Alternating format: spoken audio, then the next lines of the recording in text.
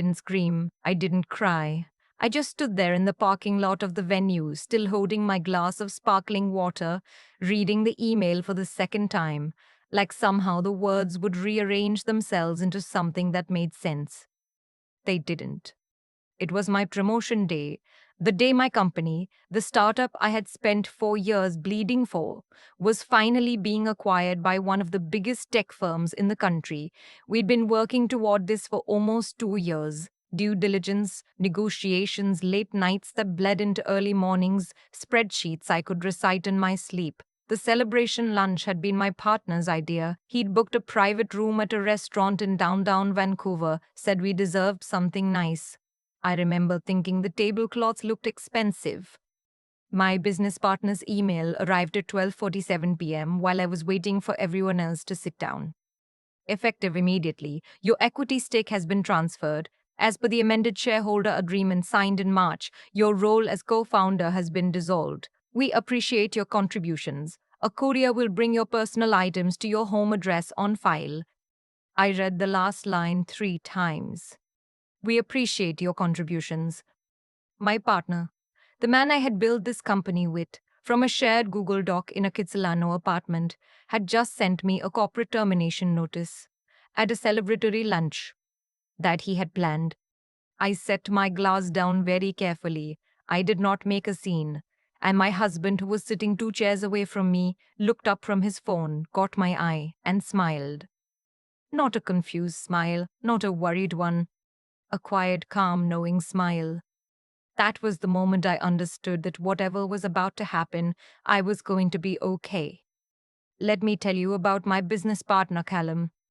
We met during our MBA at UBC. He was charming in the way that people from old Vancouver money often are, effortlessly confident, good at squash, the kind of person who knew every Medford by their first name. His family had made their money in commercial real estate. He had never needed to hustle a day in his life, but he was smart enough to recognize it when he saw it in someone else. He saw it in me. I grew up in Edmonton. My mother worked at a hospital admissions desk for 30 years. My father drove a city bus. When I got into the MBA program, my mother cried on the phone for 10 minutes straight and then immediately asked if I needed money for textbooks. I said no. I worked evenings at a cafe on Granville Street and I took out every loan that was available to me. And I sat in those lectures like each one was worth its weight in gold, because to me it was. Callum thought that was charming. He used to say I had hunger in a way that made it sound like a compliment. Later, I would understand it wasn't really a compliment. It was an assessment. The business was my idea, not in the vague we were both there way that sometimes happens with co-founders. I mean, I came to him with the concept written out in a 17-page document, market research included. A platform connecting independent contractors in the trades, electricians, plumbers, HVAC specialists, with commercial property managers across Western Canada. There was nothing like it that worked well. Every solution that existed was clunky, built for the American market, and completely ignorant of how trade certification and licensing worked provincially. Callum had the money for the initial build. I had the vision and, as he liked to say, the hunger. We split the company 50-50 and registered it in BC. For 3 years, we were inseparable. I handled product operations, contractor onboarding. He handled investor relations and what he called the room, the dinners, the golf games, the meetings where people decide whether they like you enough to give you money. He was genuinely good at that. I'll give him that.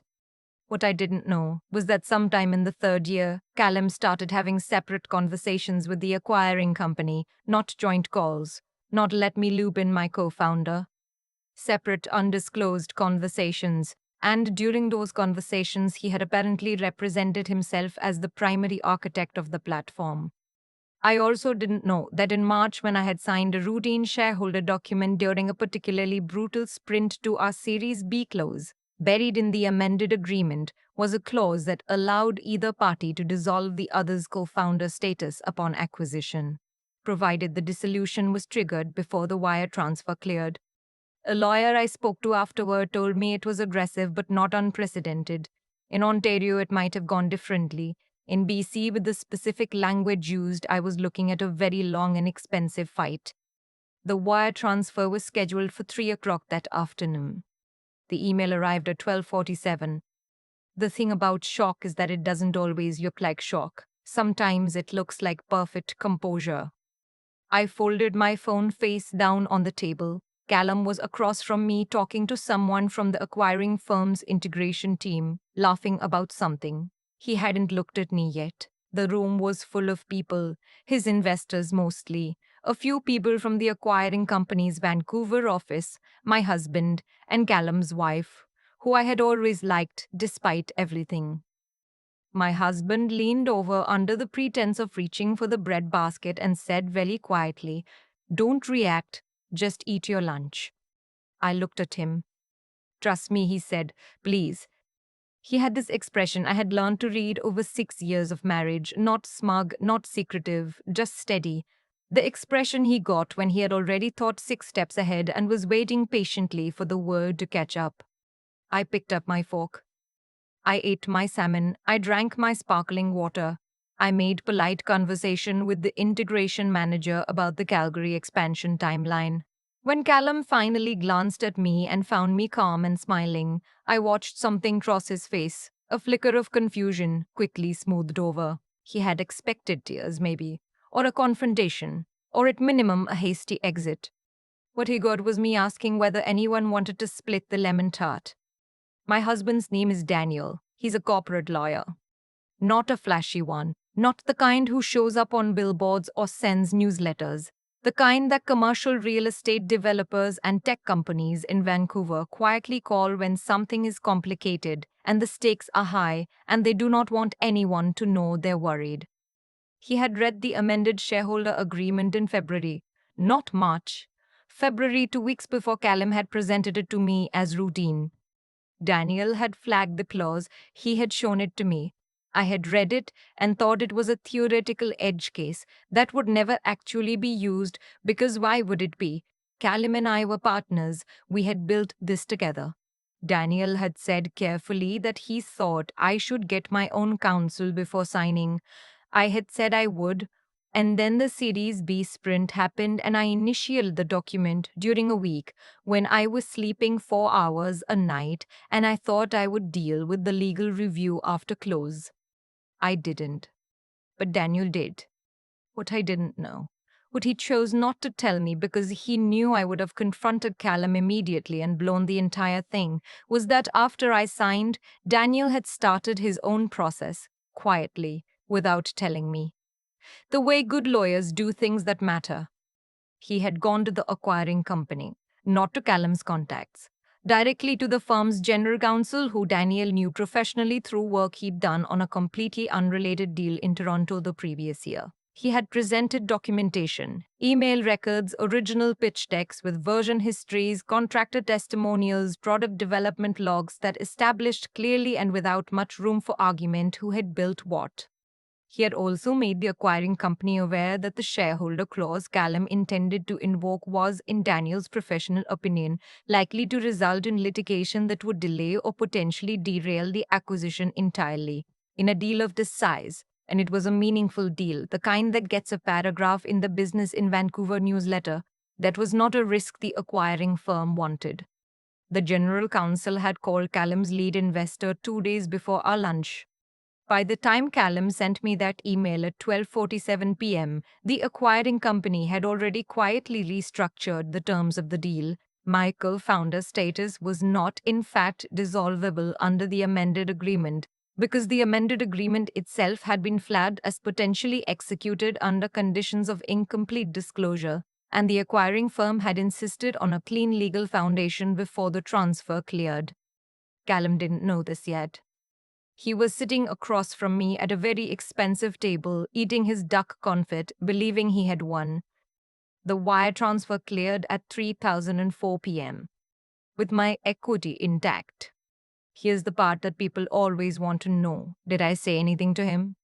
Yes, once, and not in the restaurant. He texted me about 40 minutes after the transfer cleared. I was in the car with Daniel, on our way to pick up my mother from her hotel. She'd flown in from Edmonton the night before to be there for what she'd called my big day, which I had been slightly embarrassed about and was now retroactively grateful for. Callum's text said, "I think there's been a miscommunication. We should talk." I stared at it for a long moment. Daniel was driving. The North Shore mountains were visible through the windshield, that blue-gray they go in late afternoon in October. I typed back, "No miscommunication. I think it went exactly as someone planned." He called twice. I didn't answer. I have not spoken to him since. His wife called me 3 weeks later. That conversation was harder because I genuinely liked her, and she was genuinely blindsided. She cried.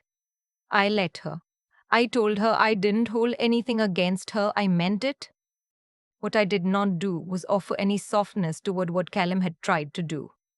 There's a version of this story where I'm magnanimous and wise and full of hard-won compassion for the complicated humanity of someone who betrayed me.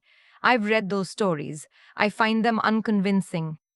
He tried to cut me out of the thing I built on the day it paid off, using paperwork he'd hidden in plain sight. Whatever his reasons, fear, greed, the deep, particular insecurity of someone who has always had money but never had the thing that earns it, the act was clear. The intention was clear. I'm not angry anymore, but I'm also not interested in explaining him away. There's more to tell because there always is. My business partner's older brother worked at the acquiring firm. Mid-level position in their partnerships division, had been there for 7 years. It was I'd always assumed a coincidence. Vancouver is smaller than it looks and the tech-adjacent world is smaller still. After everything came out, I learned it wasn't entirely a coincidence. The brother had been the internal contact who facilitated the early undisclosed conversations. He'd believed, based on what he'd been told, that he was helping his brother do something standard and procedural. When the general counsel brought the whole picture into the light, the brother was placed on administrative leave pending an internal review. Last I heard, he'd resigned. I don't know what happened after that, and I haven't looked. Callum's lead investor, the one who'd backed us since the seed round, a woman who had always been sharper than she let on in meetings, called me directly the week after close. She said she wanted me to know she had not been aware of the specific plan. I believed her. She also said she hoped I would consider her for the next thing. I told her I would keep her in mind. I have. The acquisition meant I no longer had a day-to-day role at the company. That was always the plan: acquire the platform, absorb the team, run it under their infrastructure. The founders would be bought out and freed. I had thought for years that freedom would feel like relief. It felt like standing in a very quiet room after a long concert. Not unpleasant, just unfamiliar. I took 3 months off. Not because I had planned to. I don't think I could have planned it. I'm not built that way. But because my mother was visiting and she stayed for 2 weeks, and during those 2 weeks I walked around Vancouver with her like a tourist in my own city. And something in me slowed down enough that I didn't want to speed back up immediately. She walked every bridge she could find. She took photographs of the water. She kept saying, "I can't believe you live here," the way she'd been saying it since I moved, and for the first time it landed differently. I couldn't believe it either. I had spent 4 years in that city with my head down, building something, and I had barely looked up. I looked up. Daniel and I went to the Fino for a week in November. It rained every day and was completely perfect. I read 4 novels. He worked 2 of the mornings because he can't fully turn off either, and I made fun of him for it from the couch with a blanket and a cup of tea, and he laughed and kept typing. By January, I had a new idea. Smaller this time. Less about scaling fast and more about building something I could actually control. I wrote it out in a document, 17 pages, research included, same as the first one. This time I didn't show it to anyone before I had a lawyer review every line. My mother asked me once, near the end of her visit, whether I was angry. We were standing in my kitchen and she was making the potato soup she always makes when she wants to take care of me, which she has been making since I was 8 years old and had my tonsils out, and it is objectively the best thing I have ever eaten. I thought about the question honestly. Not anymore, I said. Good, she said. She didn't add anything to that. My mother has always understood that some things don't require elaboration. She went back to stirring. I sat on the kitchen counter the way I used to when I was a teenager, and I watched her cook, and outside the window the city did what it does in December. Rain soft and grey and constant, and I thought about the email arriving at 12:47 and my husband's quiet smile, and the mountains through the windshield and the wire transfer clearing at 3004. I thought about 4 years of work that no one was going to take from me, no matter how cleverly the paperwork was written. I thought about the next 17 pages sitting in a folder on my laptop, and I felt very clearly and without drama, exactly like myself. There's a moment I keep coming back to. Not the email, not the wire transfer clearing. It's my mother standing at my kitchen counter, stirring potato soup, not saying anything particularly wise, just stirring. And me sitting on the counter the way I used to as a kid, watching her, feeling for the first time in a long time, completely settled inside myself. That's the thing nobody tells you about being wronged. The resolution doesn't always arrive as drama. Sometimes it arrives as soup on a Tuesday in December. I've thought a lot about what actually happened. Not the legal mechanics, not the timeline, but the deeper logic of it. Callum was brilliant in certain rooms. He understood money, optics, the geometry of a handshake. What he didn't understand was that the thing he was trying to take had never actually been transferable. You can't sign over someone's judgment. You can't amend away the years of decisions, the contractor calls at 7 a.m., the product instincts that came from genuinely caring whether the thing worked. He thought he was acquiring an asset. He didn't realize the asset was a person, and the person wasn't going anywhere. I think about integrity a lot differently now than I did at 25. When I was younger, I thought integrity was about being honest when it was hard. And it is that, but it's also something quieter. It's the way you behave when no one's watching, the choices you make in the middle of a Series B sprint, when you're exhausted and you just want to sign the document and go to sleep. The places where I cut corners got up with me. The places where I didn't are what saved me. Daniel didn't act out of revenge. He didn't act out of ego. He acted because he had seen something wrong, and he had the knowledge and the steadiness to address it carefully, thoroughly, without anyone knowing. That kind of intelligence isn't flashy. It doesn't announce itself. It just does the work and then quietly proves itself correct at 3:04 p.m. on a Tuesday when the wire clears and the numbers don't lie. And then there's the part that's harder to talk about, which is my own persistence through something I didn't fully understand was happening. I didn't know Daniel was working on it. I didn't know the acquiring firm was already aware. All I knew, at that table with my salmon and my sparkling water, was that I had spent 4 years building something real, and I was not going to let a single terrible email rewrite the truth of that. So I sat there. I kept my face calm. I ate my lunch. That's not heroism, it's just not quitting when quitting would have been easier. I think those three things: doing right by people even when it costs you, thinking clearly instead of reacting emotionally, and staying in your seat when everything in you wants to leave are what got me through.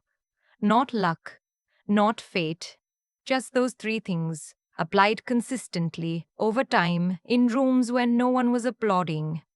The new document is 17 pages. I've had 2 lawyers read every line. I'm ready.